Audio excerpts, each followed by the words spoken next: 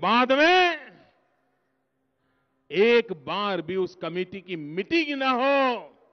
आप मुझे बताइए भाइयों, सरकार पटना में बैठी हो या सरकार दिल्ली में बैठी हो, उनको आपके बच्चों की चिंता है?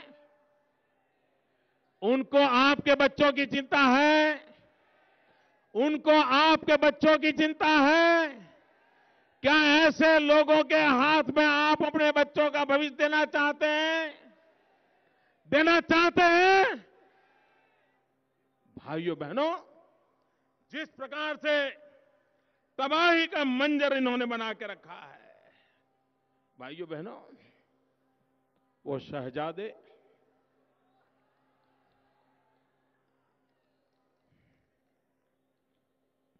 हिंदुस्तान भर में घूम रहे हैं, भाषण कर रहे हैं। आप मुझे बताइए भाइयों, ये दिल्ली की सरकार ने 10 साल का अपना काम का हिसाब देना चाहिए कि नहीं देना चाहिए? जरा बोलो तो। हिसाब देना चाहिए? पाई पाई का हिसाब देना चाहिए? पल पल का हिसाब देना चाहिए? ये दे रहे हैं क्या? दे रहे हैं क्या? ये तो ऐसी बातें कर रहे हैं जैसे मंगल ग्रह पर से आए हैं। ये कांग्रेस के शहजादे पहले घोषित करें कि आप, ये सरकार आपकी पार्टी की है या नहीं है दिल्ली में?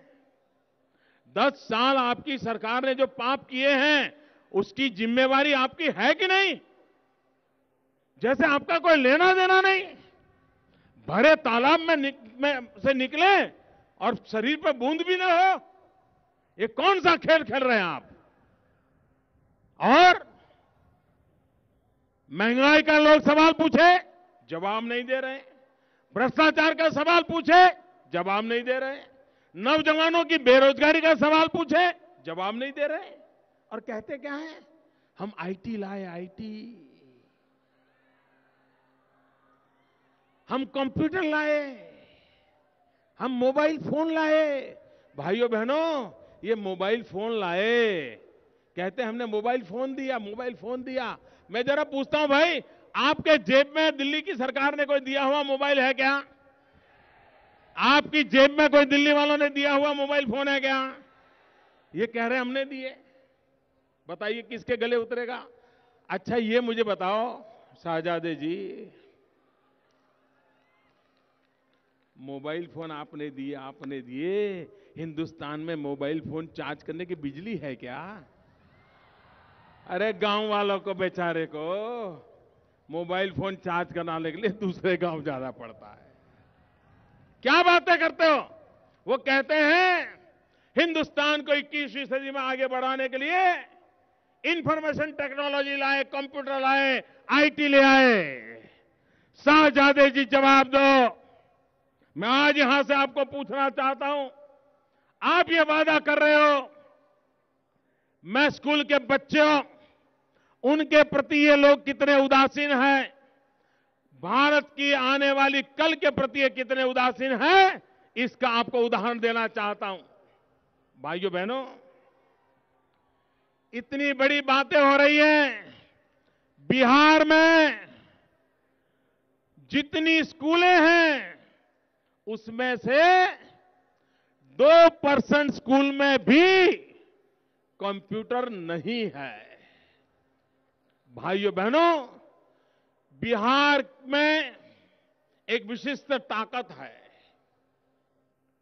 यहां पर तेजस्वी युवकों की कमी नहीं है।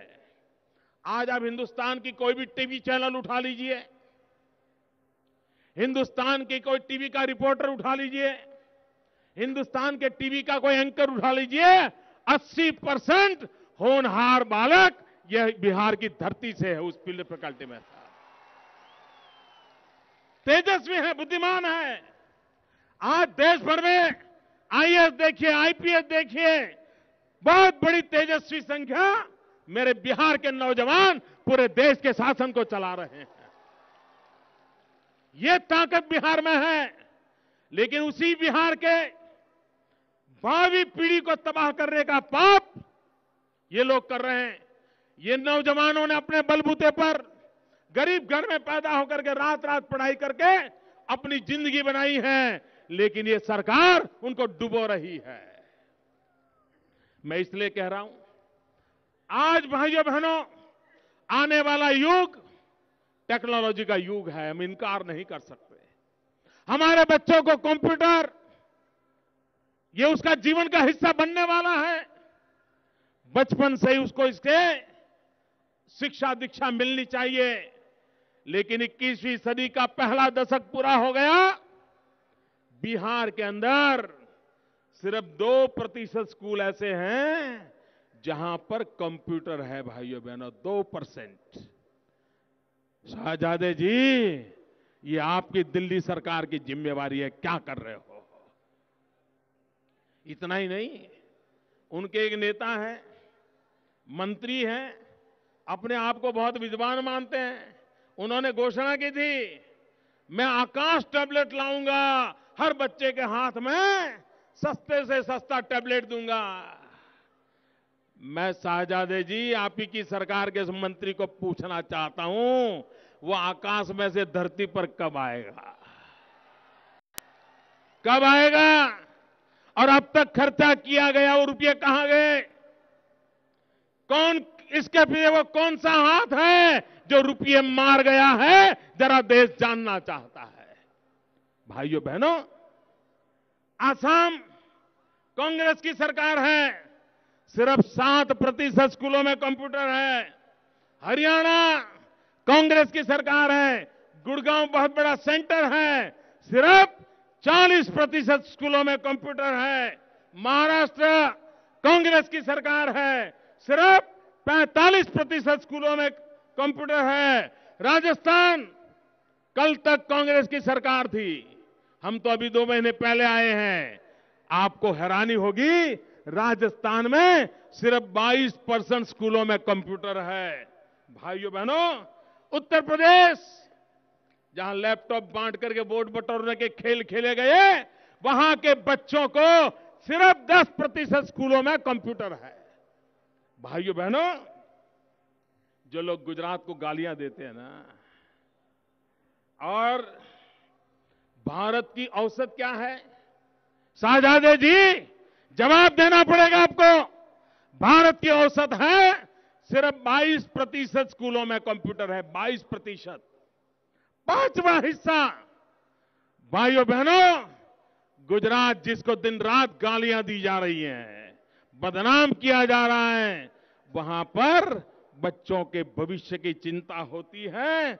और 71% स्कूलों में आज हम कंप्यूटर देने में सफल हुए हैं। भाई, विकास कैसे हो सकता है? आने वाली पीढ़ी का भविष्य कैसे बन सकता है? भाइयों बहनों, इसके ये उदाहरण है। और इसलिए मैं कहना चाहता हूं, ये वोट पाने के लिए आईटी हमलाए लाए तो गई कहां? हमारे देश के बच्चों के हाथ में ये ज्ञान, विज्ञान, ये टेक्नोलॉजी क्यों नहीं पहुंची है? कौन जिम्मेवार है इसके लिए? लेकिन शाहजादे आरोप तो लगाते घूमते हैं, लेकिन जवाब देने को तैयार नहीं है। भाइयों बहनों, हमारा ये इलाका, कभी यहां जूट की खेती बहुत होती थी ना? जूट का कारोबार होता था ना? क्या हाल करके रख दिया भाइयों। आज दुर्भाग्य है, बिहार में ऐसे नेताओं ने सरकार को कब्जे किया हुआ है, ऐसे नेताओं जेल में जाना पड़ा है। उन्होंने बिहार में जूट को तो बर्बाद कर दिया, लेकिन जूट की खेती में माहिर हो गए भाइयों। ये जूट की खेती में माहिर हो गए और पूरे बिहार के किसानों को बर्बाद करके रखा हुआ है। भाइयों बहनों, मैं जब पिछली बार आया था पटना में, तो मैंने आप लोगों के साथ मेरा एक नाता बताया था, और मैंने नाते में कहा था कि मैं द्वारकाधीश की भूमि से आ रहा हूं। और जब द्वारकाधीश की बात करता हूं तब यदुवंश मुझे याद आता है। यदुवंश का हमारा नाता है। भाइयों बहनों, यदुवंश से जुड़े हुए लोग, चाहे बिहार हो, उत्तर प्रदेश हो, बहुत एक परिवार हैं जो पशुपालन के काम में लगे हैं, दूध का उत्पादन करते हैं। उन्हीं की बिरादरी से लोग मुख्यमंत्री बने, उन्हीं की बिरादरी से सरकारें बनाई गई, आज भी उत्तर प्रदेश में चलाई जा रही है। लेकिन ये मेरे पशुपालक को उसके दूध का सही दाम मिलता है क्या? जरा जरा बोलिए, मिलता है क्या? ये पशुपालक को दूध के उत्पादन का दाम मिलता है क्या? ये दिन रात गालियां देने वाले चोरी छुपी से क्या काम करते हैं? दरवाजे के पीछे आकर के वो कहते हैं, मोदी जी कुछ हमारी मदद कर दो। मुझे कहते हैं, मैं पूछता हूं क्या करना है? बोले अमूल वाला काम हमारे यहां चालू करवा दो। मैंने कहा मैं तैयार हूं। भाइयों बहनों, उत्तर प्रदेश में दूध का दाम एक साल पहले 18 रुपये से ज्यादा नहीं मिलता था कि पशुपालक को। जब से हमने वहां अमूल के द्वारा दूध कलेक्ट करने का काम शुरू किया, जिस जिस इलाके में हम पहुंचे हैं, उसी पशुपालक को हमारे पहुंचते ही अगले दिन अगर 18 रुपये में दूध मिलता था, देना पड़ता था, दूसरे दिन 35-40 रुपये में हमने दूध लेना चालू कर दिया। मेरा यादव जो ये पशुपालन के व्यवसाय में है, मुझे बताइए उसका भला हुआ कि नहीं हुआ? जरा बताइए, भला हुआ कि नहीं हुआ? ये काम इन्होंने सरकारें बनाई तब भी करने को नहीं सूझा, तब भी उनको करने का नहीं सूझा। भाइयों, ये हम कर सकते हैं। भाइयों बहनों, बिहार का भी मेरा जो पशुपालक है, उसका भी अगर भाग्य बदलना है तो ये पुरानी नेतागिरी को छोड़ो। इन्होंने आपको बर्बाद किया है, आपको कुछ भी नहीं दिया है। भाइयों बहनों, हमारे एक विधायक हैं यहां, सबा जफर, वो मुझे बड़े प्यार से मिले और सबा मुझे कह रहे थे, बोले मोदी जी मेरा तो आपका बहुत पुराना रिश्ता है। मैंने कहा कैसे रिश्ता है भाई? सबा जफर का मोदी जी से कैसा रिश्ता है? तो उन्होंने मुझे बताया कि यहां पर हमारा जो कल्हैया समाज है, कुल्हैया, यहां हमारा जो कुल्हैया समाज है वो बहुत बड़ी तादाद में है, लेकिन हम सब लोग मूल गुजरात से हैं और यहां आकर के बसे हैं। ये मेरे लिए नई जानकारी थी। तो मेरे कुल्हैया भाइयों, ये अपनेपन का रिश्ता तो बन गया, मान लीजिए ये पक्का हो गया रिश्ता। भाइयों बहनों, मैं हैरान हूं, इतना पानी है यहां, इतना पानी होने के बाद भी, इतनी बड़ी मछुआरा समाज होने के बावजूद भी, मछली के काम में गरीब से गरीब आदमी रोजी रोटी कमा सकता है। लेकिन यहां सरकारों का रवैया देखिए, मछुआरों की उपेक्षा देखिए, मत्स्य पालन उद्योग के प्रति उदासीनता देखिए। मैं ये सुनकर के हैरान हो गया कि बिहार में जहां मबलख पानी है, लेकिन मछली 400 करोड़ रुपए की मछली आंध्र प्रदेश से लाकर के खानी पड़ती है। भाइयों बहनों, ये ऐसी कैसी सरकार है? आंध्र प्रदेश से 400 करोड़ की मछली लानी पड़े और आपका यहां मत्स्य पालक, मछुआरा, उसके बच्चे बेरोजगार रहे। भाइयों बहनों, समाज के सब तबके को विकास का लाभ कैसे मिले, ये चिंता करने की आवश्यकता है और ये चिंता नहीं करते। भाइयों बहनों, मैंने दिल्ली में भारतीय जनता पार्टी की राष्ट्रीय परिषद में एक बात कही थी। मैंने कहा था जब हम भारत मां का चित्र देखते हैं तो भारत मां का जो पश्चिमी छोर है वहां तो कुछ आर्थिक गतिविधि दिखती है, लेकिन भारत मां का जो हमारा पूर्वी इलाका है वो आर्थिक रूप से दिनों दिन तबाह होता चला गया है। क्या गुनाह है ये भारत के पूर्वी क्षेत्रों का, चाहे उड़ीसा हो, बिहार हो, बंगाल हो, झारखंड हो, पूर्वांचल आसाम हो, नॉर्थ ईस्ट के क्षेत्र हो, यूपी का पूर्वांचली हिस्सा हो। भाइयों बहनों, भारत मां की एक भुजा तो मजबूत हो, लेकिन दूसरी भुजा अगर दुर्बल हो तो मेरी भारत माता कभी मजबूत नहीं हो सकती है। और इसलिए भाइयों बहनों, विकास की पहली शर्त है विकास संतुलित होना चाहिए, विकास सर्वदूर होना चाहिए, विकास सर्वसमावेशक होना चाहिए, विकास सर्वपोषक होना चाहिए। और इसलिए भाइयों बहनों, हमारी सरकार की सोच रहेगी कि हमारे देश का जो पूर्वी इलाका है, चाहे उसमें बिहार हो, बंगाल हो, आसाम हो, उड़ीसा हो, इन राज्यों को विशेष ध्यान देकर के पश्चिम में जो विकास हुआ है पहले तत्काल उनको बराबर में लाना, ये दिल्ली सरकार की जिम्मेवारी होनी चाहिए। भाइयों बहनों,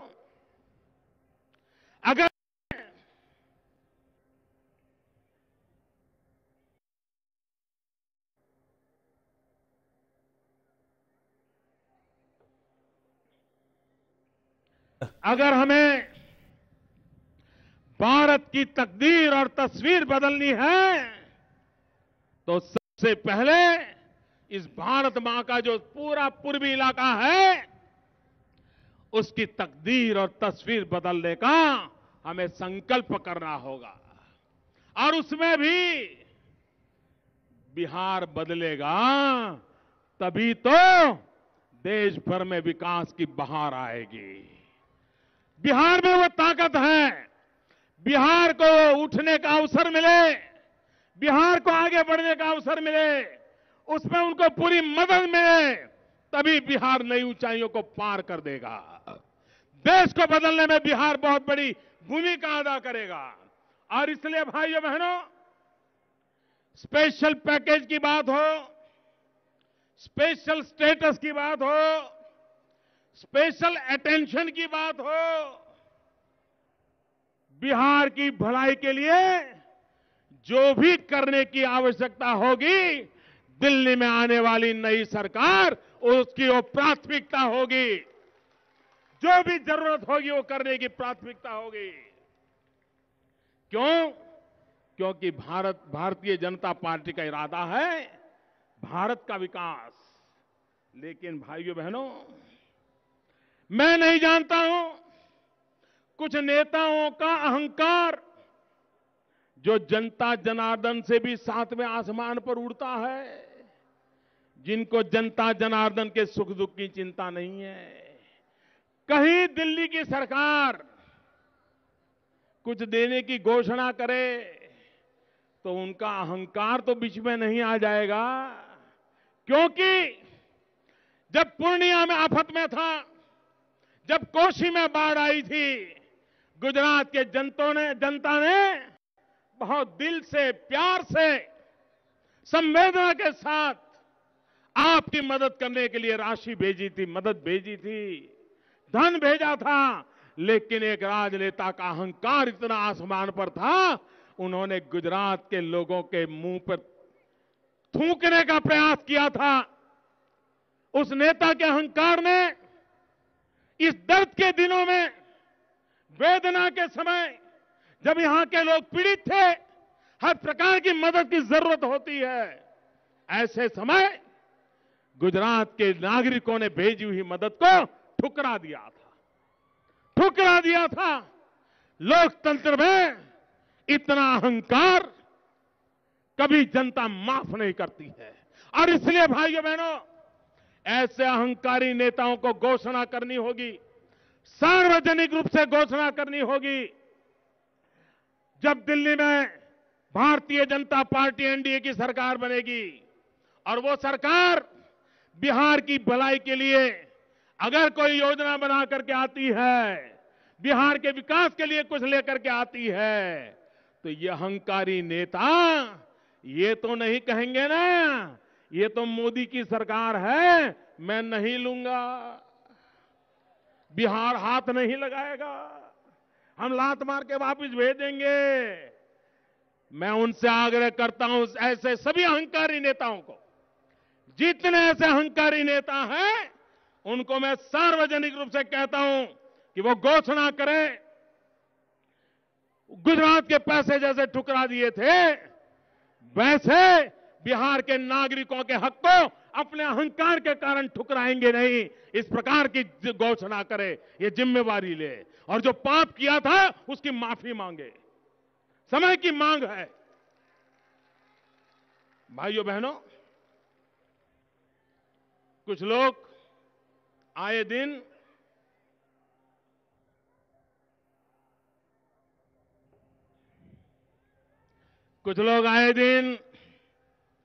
सेक्युलरिज्म के नाम पर वोट बैंक की राजनीति करते रहते हैं। भाइयों बहनों, बिहार में कांग्रेस ने भी राज किया है और दलों ने भी राज किया है, जिनको जेल में पड़ा उन्होंने किया है, जिन्होंने बिहार को बर्बाद किया अपने अहंकार के कारण उन्होंने भी किया है, और हर किसी ने मुसलमानों के नाम पर वोट बैंक की राजनीति की है। सेक्युलरिज्म के नाम पर मुसलमानों की आंख में धूल झोंकी है। मैं देश के मुसलमान भाइयों को आज कच्चा चिट्ठा खोलना चाहता हूं।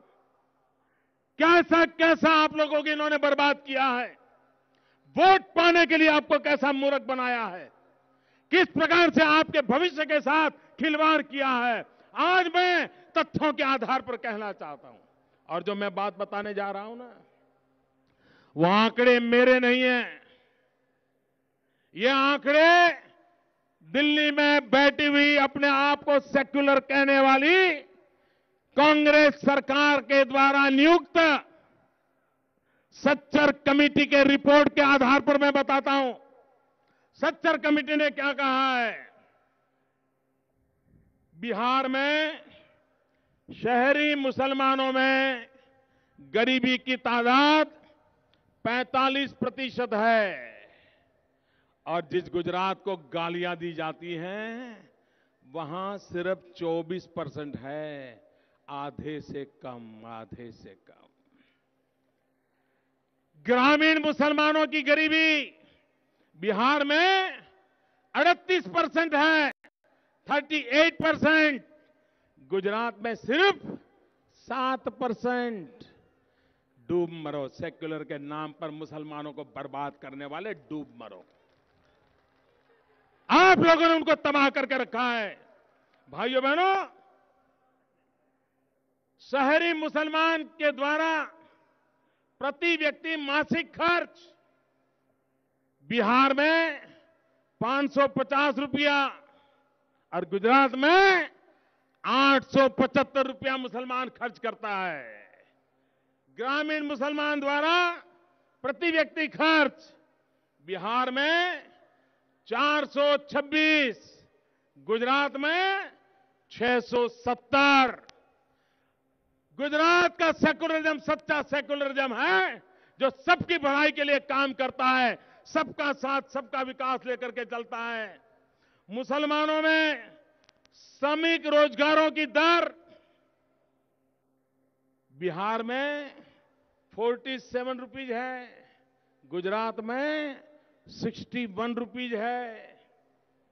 मुसलमानों में साक्षरता बिहार में 42% है सिर्फ, गुजरात में 70% है भाइयों, 74%। मुसलमानों के नवजात बच्चों की मृत्यु 1000 में 71 होती है, जबकि गुजरात में मुसलमानों में 1000 बच्चों में, 1000 बालकों में सिर्फ 34 बच्चों की मृत्यु होती है।